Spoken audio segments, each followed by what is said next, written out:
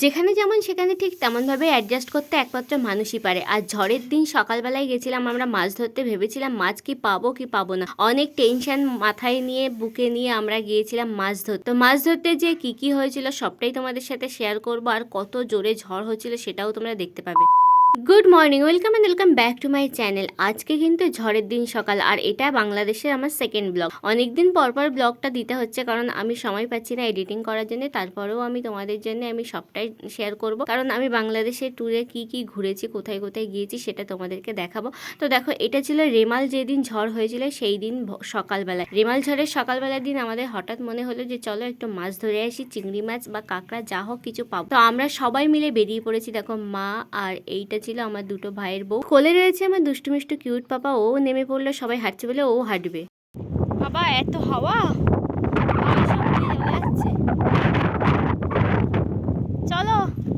তো আমরা আমাদের ভেড়িতে এসে দেখি মাছ ধরা শুরু হয়ে গেছে। আর দুই ভাই আগে এসেছিল আর সাথে এসেছিল এই দাদা। এই দাদাই মাছ ধরছিল, কারণ ওরা মাছ ধরতে পারবে না। আর স্পেশালি আমার ভাই তো জলে নামতে পারবেই না, কারণ ওর অভ্যাস নেই। দাদা আমাদেরকে মাছ ধরে দিচ্ছিল। আর দেখো, এটার মধ্যে কাঁকড়া পড়েছিল। এটাকে আটন বা ঘুনি যাই বলা হোক না কেন, এর মধ্যে কাঁকড়া পড়েছে। আর এই কাঁকড়াটা বেশ বড় ছিল বলে আমরা বললাম কাঁকড়াটা ছেড়ো না, কাঁকড়াটা ধরে দাও। তো তখন দাদা কি করলো, কাঁকড়াটাকে ধরে তার পা দুটো ভেঙে দিল, কারণ পা দুটো থাকলে ব্যাগের মধ্যে যে চিংড়ি মাছগুলো আছে সেগুলো কেটে দেবে ওই পা দিয়ে। তার জন্য পা দুটো ভেঙে তারপর আমরা ব্যাগের মধ্যে ঢুকিয়ে নিলাম। আর এই দিনকে এত পরিমাণে হাওয়া হচ্ছিল, তোমাদের বললে হয়তো বিশ্বাস করবে না, যেহেতু ঝড়ের দিন সকাল। আর রেমাল ঝড় কতটা ক্ষয়ক্ষতি করেছে সেটা তো তোমরা সবাই জানো। আমি একটু লেটে পোস্ট করেছি, মানে প্রায় 1 মাস লেটে ভিডিও পোস্ট করছি। লেটে পোস্ট করার কারণ, ঘুরতে এসে যদি আমি ভিডিও এডিটিং নিয়েই ব্যস্ত থাকি তাহলে তো আমার ঘোরা হবে না, সেই জন্য।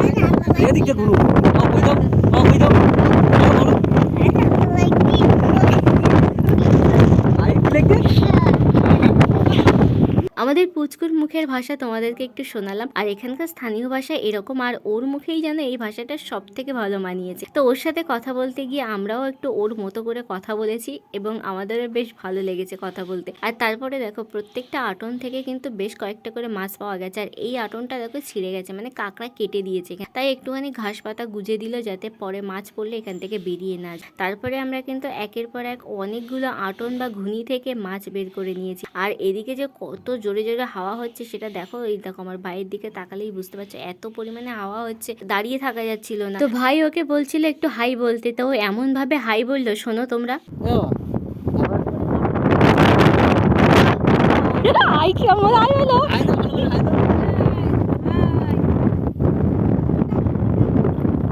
হাওয়ার বেগ যত সময় যাচ্ছিল তত বৃদ্ধি পাচ্ছিল। আর হাওয়ার বেগটা যে কতটা বেশি ছিল সেটা তোমরা নিশ্চয়ই, আমি যেখানে ভিডিও মিউট করিনি সেটা শুনে তোমরা বুঝতে পেরেছো। আর তারপরেও আমাদের টেনশন হচ্ছিল যে আমরা সবকটা আটর থেকে মাছ বের করে নিয়ে যেতে পারবো কিনা, এর মধ্যে যদি বৃষ্টি চলে আসে। তারপরে দেখো, তোমাদেরকে একটু দেখাই যে এখানে কতগুলো মাছ পাওয়া গেছে। আর প্রত্যেকটা মাছ কিন্তু বড় বড় সাইজেরই ছিল, তোমরা কেমন দেখতে পাচ্ছ আমি জানি না। আর এই যে সেই কাঁকড়াটা। তো এরপরে একের পর এক আমরা আটন এইভাবে উঁচু করতে থাকি, আর তার মধ্যে এরকম মাছ পড়তে থাকে। আমার কিন্তু বেশ মজা লাগছিল, কারণ আমি আগের ভিডিওতে তোমাদেরকে দেখিয়েছিলাম এই আটন বা ঘুনিগুলো আমি এসে পেতে গিয়েছিলাম কাকাইয়ের সাথে, কিন্তু আমি ঝাড়া দেখি। আর আমি এর আগে কখনো এইভাবে মাছ ঝাড়া দেখিও নি, এই প্রথমবার এই মাছ ঝাড়া দেখছি। আমার তো খুব ভালো লাগছিল মাছ ঝাড়াটা দেখতে। আর সেদিনকার ভিডিওটায় আমি মাছ ঝাড়া তোমাদেরকে দেখাতে পারিনি, তাই এখানে আমি তোমাদেরকে সবটা দেখালাম কি করে এই মাছগুলো ঝাড়া হয়। আর পাতা কি করে হয় সেটা তো তোমরা দেখতেই পেয়েছো। আগের ব্লগে তোমাদেরকে দেখিয়েছিলাম যে কি করে এই ঘুনি বা আটনগুলো পাততে হয়, আর এই ব্লগে আমি তোমাদেরকে দেখালাম যে আটন থেকে কি করে মাছ ধরতে হয়। শুধু তোমাদের কেন, আমিও এই দেখলাম প্রথম যে কি করে এই মাছগুলো বার করতে হয় আটন থেকে। তো যাই হোক, দেখো ক্যামেরার সামনে সবাই ফুটেজ নিতে চাই, তাই ভাইও একটু ফুটেজ নিয়ে নিল, আবারও একটু ক্যামেরার দিকে ফুটেজ নিয়ে দেখো মুখটা ঘুরিয়ে নিল। আর ওদিকে দেখো পুচকু দাঁড়িয়ে রয়েছে ভাইয়ের হাত ধরে, আর ও কি ভাবছিল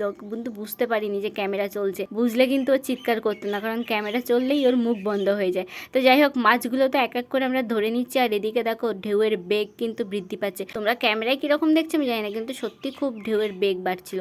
তারপরে আমরা সামনের দিকে এগিয়ে যাচ্ছিলাম, কারণ এদিকের মাছগুলো ধরা হয়ে গেছে। এবার আমরা সামনে এই যে আটনগুলো দেখছো এগুলো থেকে মাছ ধরবো। তো দাদা এখানে নেমে পড়লো, আবারও এখান থেকে এই যে 3-4টে আটন রয়েছে সেখান থেকে এবার মাছগুলো তুলবে। তো এখান থেকে আমরা এক এক করে সবকটা আটন থেকে মাছ ধরলাম। আর এখানে বেশ কয়েকটা বেশি মাছ পড়েছিল, কেননা এদিকের জলটা একটু বেশি ছিল বলে এদিকে মাছগুলো একটু বেশি এসেছে। আর কাঁকড়াও কিন্তু ভাসছিল জলের মধ্যে, কিন্তু এইগুলোর মধ্যে কাঁকড়া উঠে। আমরা ভেবেছিলাম হয়তো কাঁকড়া দেখতে পাবো, কিন্তু কাঁকড়া আমরা দেখতে পাইনি। আর এই আটন থেকে একটা মাছ বাইরে বেরিয়ে পড়ে গেছে, তো সেটাই ধরার চেষ্টা চলছিল কিন্তু ধরতে পারিনি। মাছ জলে গেলে গিয়ে তাকে হাত দিয়ে ধরা যায় সেটা তো আমরা ধরতে পারিনি। আর এদিকে কাঁকড়াও আমরা পাইনি, কারণ শুনেছিলাম বৃষ্টি হলে নাকি কাঁকড়া ওঠে, কিন্তু সেটা সারা রাত ধরে বৃষ্টি হলে তারপর কাঁকড়া পাওয়া যাবে। দেখো পথ ভিজে যাচ্ছে, আর বৃষ্টি হলে পথে এত পিছল হয়ে যাবে হাঁটতে পারবো না, সেই জন্য আমরা তাড়াতাড়ি করে সবাই বাড়ির উদ্দেশ্যে রওনা দিয়েছি। আর এদিকে পাপাকে বলা হয়েছিল কানে আঙুল দিতে, বৃষ্টি যাচ্ছিল ওর কানের মধ্যে, তো বেদ বাক্যের মতো ওর কাকাইয়ের কাঁধে উঠে দেখো কিভাবে কানে আঙুল দিয়ে পড়ে আছে। আর এটা হলো সব থেকে ডেঞ্জারাস জায়গা। এই জায়গাটা পার হতে গিয়ে আমার তো খুব ভয় হয়েছিল, কারণ আমি যদি একবার পা ফসকে এখান থেকে পড়ে যাই তাহলে আর রক্ষে নেই। তারপরে সবাই এক এক করে পার হয়ে গিয়েছে। আমার ভাই এদিকে তাকিয়ে বলছে তুই যা, আমি বললাম আমি যাবো না, তুই আগে যা, আমার ভয় করছে। তারপরে ওরা চলে গেল, তারপরে সবার শেষে আমি পার হয়েছি। এক এক করে সবাই পার হয়ে গেল, আমি সবারটা দেখেছি তারপরে পার হয়েছি। খুব ভয় পেয়েছিলাম, কিন্তু বাড়ি এসে দেখি এই মাছগুলো নিয়ে সবাই বসে পড়েছে। আর এই যে পাপা দেখো মাছ ঘুরতে বসে গেছে। ও সকালবেলা উঠেই মাছ ঘুরতে ভালো লাগে, যখন বাড়িতে এরকম মাছ নিয়ে আসে ওর নাকি মাছ ঘুরতে খুব ভালো লাগে। তো এখানে এত মাছ একসাথে দেখে ও মাছ ঘোটা শুরু করে দিয়েছে। আর ওইদিক দেখেও কাঁকড়াটা বেরিয়ে পড়লো, মগ থেকে উঠে কাঁকড়াটা বেরিয়ে গেছে। আর ওইদিকে দেখো একটা হাঁসও এসে গেছে মুখের সামনে। তো হাঁসটাকে তাড়িয়ে দিয়ে সবাই যে যার মতো কাজে আবার মনোনিবেশ করলো। আর এদিকে পাপার হাতে দেখো মাছগুলো সব একসঙ্গে গুচ্ছ মতো করে ধরে দেওয়া হয়েছে। ওর একটু ধরতে ভয়ও লাগছিল, কিন্তু তারপরে ও ভয়কে ওভারটেক করে মাছগুলোকে সব ধরেছে। ধরে ওর পরে বেশ মজা লেগেছে। এই দেখো হাসি আর ধরছিল না ওর। তারপরে দেখো ওর আবার ভয়ও করছে আবার মজাও লাগছে। আর মা মাছগুলোকে সব ছেড়ে দিল। আর ওকে বললাম কি যে তুমিও ওইভাবে ছেড়ে দাও, কিন্তু ওর ওইভাবে ধরে রাখতে ভালো লাগছিল, ও মাছগুলো ছাড়বে না। ভাই যখনই বললো ওকে মাছগুলো ছেড়ে দিতে, ও বলছে কেন। তারপরে ওর একটু মন খারাপ হয়ে গেছিলো, মাছগুলোকে আবার রেখে দিতে হবে। তো যাই হোক ও কি ভাবনা চিন্তা করলো খানিকক্ষণ ভেবে, তারপরে ও আস্তে আস্তে নিজের মতো করেই ও মাছগুলো রেখে দিয়েছে। ওকে আমরা কেউ জোর করিনি, ও যতক্ষণ ভালো লাগে ও মাছগুলো নিয়ে ঘাটাঘাটি করেছে। আর ওর তো মাছ ঘাটতে খুব ভালো লাগে, তো সেই জন্য মাছ ঘাটাঘাটি করে ও ওর মতো করে মাছটা ছেড়ে দিল। দিয়ে এবার এক এক করে মাছগুলোকে সাজাতে দিল। আর দেখো মাছগুলো সাজানোর পরে তোমরা বুঝতে পারছো নিশ্চয়ই কত বড় মাছ। আর এই যে কাঁকড়ার পাটা দেখেছো, কাঁকড়ার পা যে ভেঙে দিয়েছিল সেই পাটা ওই। আর কাঁকড়াটা তো দেখলে।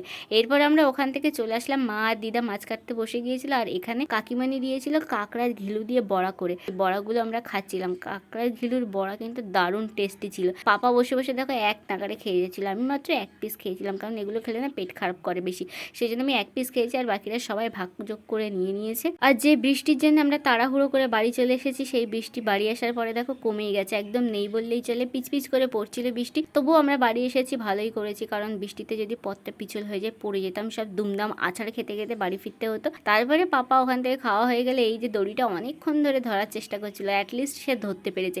ধরতে পেরে সে তো খুব খুশি হয়েছে, কিন্তু যখনই দেখলো আমি ক্যামেরা অন করেছি তখনই সে দড়ি ছেড়ে দিয়ে চলে এসছে, কারণ সে বুঝতে পেরে গেছে ক্যামেরা অন হয়েছে আর বদমাইশি করা যাবে না। জামাটা অবদ্ধ দেও না, একটু দেখি তোমার জামাটা দিয়ে কাপটা মাথায় দেও না, তো দেখাবে কি করি চাকরি সতর্কতা বাণী দেবে। দাঁড়াও, তোমার বাসে কয় বাসি টাসি লাগবে না, একজন বাজালেই হবে। সারা বাড়ি বাড়ি তো যেতে তোমার কম কত দূর তো কত দূর। এটা কি শুধুমাত্র ঝড়ের সময়? আমি ওই ঝড়ালে এগুলো কই বেড়াতে বাড়ি বাড়ি কি বলবে যে আজকে রে কত নম্বর সংখ্যা দিতেছে, কত নম্বর সংখ্যা দিতেছে, তোমরা সতর্কতা থেকে রাত থেকে এই কটার মধ্যে এই কটা ঝড় হবে, তোমরা যেখানে